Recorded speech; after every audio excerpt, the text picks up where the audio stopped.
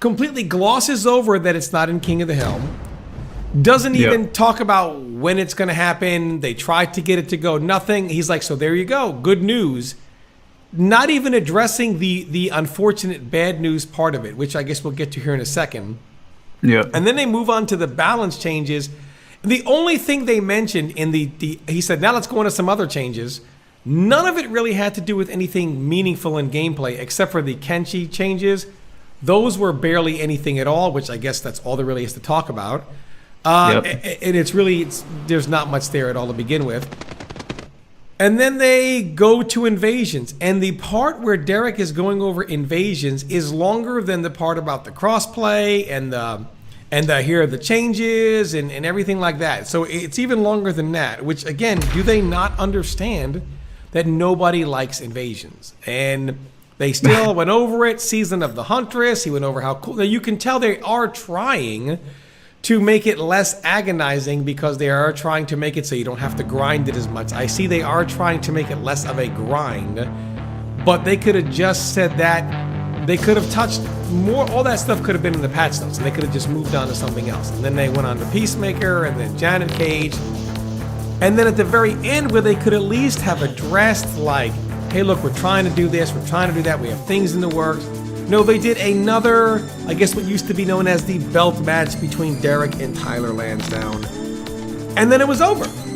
Yep. And then it was just, when you compare it to their competition, who spent a little bit of time talking about the Cash App, you can tell they already knew when the Cash App is coming, there's gonna be talk about this, right? They addressed it, already let you know in advance what you're gonna be paying. You're not gonna be paying $10 for it. So you had an idea of a price point. You're not gonna be price gouged. And I myself don't mind paying for extra things that I like in a game that I already think is complete.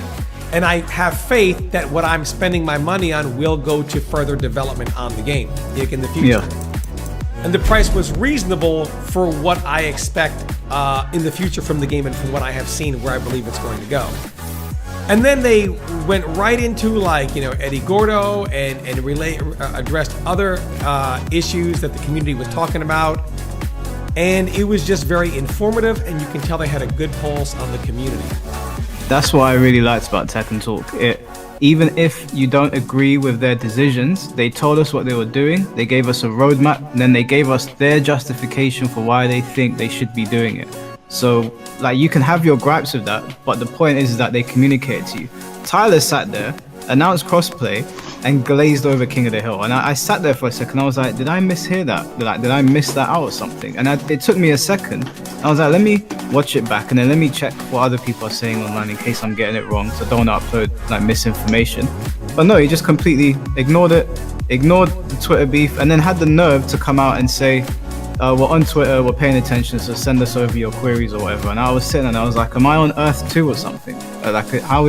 How can he say that with a straight face? Because they don't answer on Twitter. They go radio silent. So to say, hey, we're always listening, there is not a single indication that says they're listening. And None. And if anyone wants to make the argument that they don't know what's going on, they don't pay attention, they're too busy, the comments were turned off. I caught a quick second of the stream. And in the stream, people were saying on Twitch, why are the YouTube comments turned off on YouTube? So they are fully aware. They always turned off. Yeah. It's always been a thing that have they always turned them off? Because I brought that up in my video. Have they always turned them off? Yeah, some people were saying that they've always been turned off because of the potential negative attention that Stephanie might get, and that was the reason why they had turned them off. I was under the impression that the combat class used to have the comment section on, but maybe I was just imagining that. But even then, they should have had them on because people want to talk to them and they're not acknowledging anything. The fact that they spent that long talking about invasions and Derek was talking to 10 people and 7 of them probably work at NRS. One of them's probably some content creator here that can't stop glazing Mortal Kombat. I don't know why they keep on bringing it up. I understand they've put the mode in the game, but there's so many glaring issues with this, and they know what audience is watching the combat cast. They know it's not the casual audience and the wider player base, it's the more tuned in ones. And for them to do a run-of-the-mill combat cast like nothing happened, to me, I was like, these guys have sticks up their bums. They just don't care. They have no interest in engaging. And it's like they have no pulse on the community, which is a huge problem. And again, like we said, so much time is spent on invasions and a title match between Derek and Tyler. I mean, and if people want to try to say, well, they don't have time to really answer requests or whatever, if you have that much time to run through invasions and then have us watch a title match, none of that can be put aside or shortened to address like a lot of the concerns of people, because besides the crossplay, I mean, I guess we'll talk about the patch going forward because there's more stuff but the combat cast, I felt like it was the complete letdown whatsoever. They are intentionally playing stupid. Intentionally. Which is an insult of the intelligence of anyone who paid $1 for this game.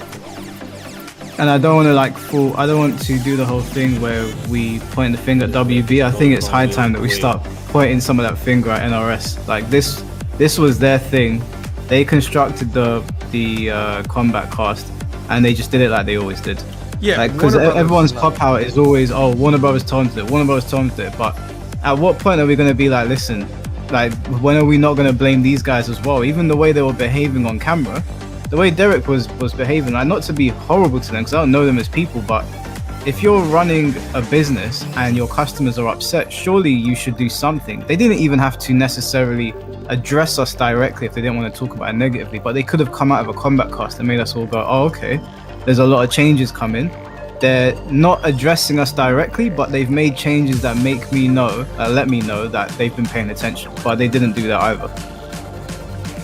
No, and really, what really upsets me is that when people pass the buck on to, oh, it's not their fault at NetherRealm, they're helpless victims with their hands tied. Warner Brothers does not mandate they do it. All Warner Brothers says is, we require you to put out a game within this much time, this time period, and we require X amount of extra content for sale within this time period.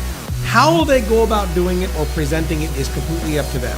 All Warner Brothers says is this must be available to be sold by this date. That's it. And that's all they do. So it's not a Warner Brothers thing anymore. Warner Brothers gets way too much of the blame here. And when people talk about money in Warner Brothers, listen, I'll be honest with you. If I was someone at Warner Brothers and I saw this game, I wouldn't put $1 into it either. So, but I guess moving on, the patch then went ahead and dropped. And so even the night of, people realized the word started to get around that crossplay is not going to be in the game. You know, as far as it's not going to be done properly with King of the Hill. Now, what's ironic is, I originally gave them too much credit. When last we spoke, I said it will probably be just in King of the Hill, which is still good for the online tournaments, but it won't be in ranked and whatever, because surely they realize if they had to prioritize one, it would be getting crossplay into King of the Hill, because ranked in King of the Hill. Yes, because priority one is King of the Hill before anything else, because you have, since the game came out, you have these, you know, every game has got their tournament series. You have Rips Arena, Champions of the Realm, the Coliseum, Tampa Never Sleeps. Now these are primarily done on PlayStation because PS5 represents probably the majority of the competitive audience in Mortal Kombat 1. So because of this, you have players on PC and Xbox who have never been able to partake in one of these leagues. And the reason why leagues, maybe they might have a tournament that's a one-off specifically for their platform, but if it's a league, they have to cater to the majority. So you have a lot of these players on on Xbox, I should say, and PC, that are been waiting to finally be able to compete in the same events that everybody else has been, and they don't get anything. And to make matters worse, even though there is an uproar from certain tournament organizers, for the community to still gloss over this and say, oh, they said it's coming soon, in a tweet, not even publicly like on the Combat Cast, in a tweet, oh yeah, by the way, that crossplay thing, that's coming soon to here. It's coming soon. And my problem with this is, what do they mean coming soon? We have practice mode that's not even in the game yet, or in ranked, and it's quote-unquote coming soon. And this game is about to be 6 months out this month, in March. So 6 months in, practice mode is still coming soon. It's not even possible to be done in ranked. That's not even coded in. Cross-play for King of the Hill could take 2, 3, 4 months. Coming soon, no date. Yeah. It is the biggest blunder, I think, in the history of that studio. To continue to alienate. Your offline tournament scene, people have been talking constantly. There's no money in it, nobody wants to travel for this game because it's not good enough for them people want to travel. So the online scene is all they really have to keep some life into this game, and NRS just crushed it. Just like that. I'm a bit perplexed as to I don't understand their logic. Like I just don't understand why they would take time out to do it for everything but King of the Hill. And I saw some people, to acknowledge some of the people in my comment section were saying that it's only really a minority of people that care about King of the Hill. But I don't believe that's the case. I think the top priorities for crossplay in any fighting game is going to be the place where you gather with your friends and the place where you rank up. And then everything else can be secondary.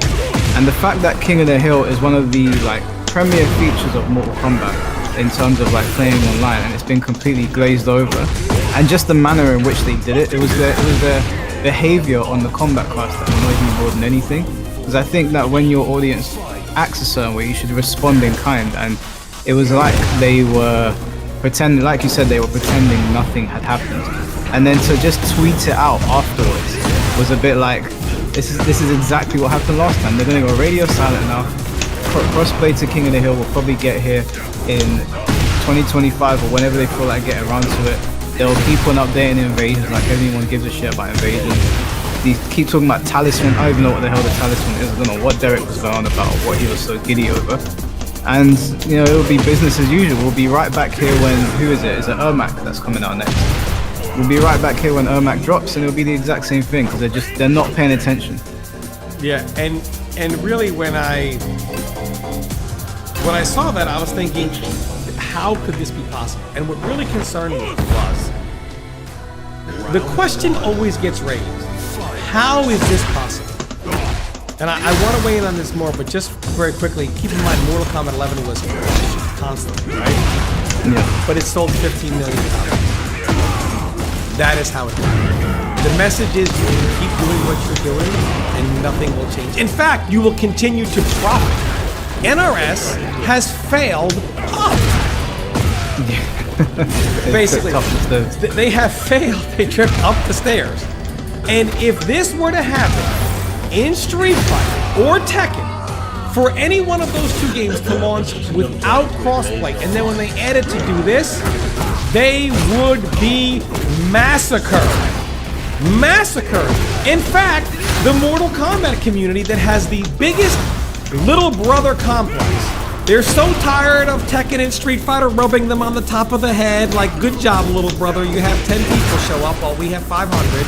You have 700 while we have 7,000. They are so busy to puff their chest out, they have been beating their chest. Look at our sales, because they can't brag about anything else, right? Look at our sales. Nobody sells like Mortal Kombat does. That when they blunder, all their content creators come out and they say, this is amazing, the game is saved. How could you make a mistake like this? And the feedback is, the game is saved. That is why you can create the worst game ever and it sell 15 million copies, and you can then follow up with this disaster, and even though Tekken will surpass it by a wide margin, I believe, it's still going to sell so much that it is a massive success. Yeah. This is how you continue to fail up. And then the next game is going to come out and they're going to wonder, how could they keep doing this? Well, on the topic of sales, before we move on to anything, I am always flabbergasted at the people that bring that up as a talking point, because I never understand what it does for them or the game. Like telling us constantly, oh well, Mortal Kombat sells well, so get over it. It's just like, okay, so you're just happy with receiving shit then. If Call of Duty continuously sells well every year, does that mean that they can just get away with providing us rubbish? Look at all of these sports games that come out every year. Even some of the WWE games, they don't have the quality of like Here Comes the Pain or those games from back in the day. And they may sell well, but I don't know why someone as a fan would bring that up as a talking point as if that does them any favors. First of all, Warner Brothers and NetherRealm are not writing you guys any checks, so I don't know why you keep on saying it. Secondly, it doesn't do anything for the game. If anything, critiquing the game and kind of bring awareness to the problems it has is what you should be doing so you can get a better product next time. You don't just glaze them every single time they do something. And to be honest with you, they're not really doing anything. So the topic of sales, because we were talking about, I don't know who it was that brought it up on Twitter, saying that Mortal Kombat was like the 9th highest selling game of the month or something. And I was just like, okay, so what's the point in bringing this up? I don't understand. How does that help the game? Absolutely. And it's that little brother complex that has been tested. Had Street Fighter or Tekken done this, the MK community would literally meme them. That's supposed to be the good game. But when it's them, they gloss over it and say, hype, the game is saved, this cameo changes everything. What happens? And I don't want to spend too much on time with this because I'm going to talk about this later on. But I just wanted to bring up when I was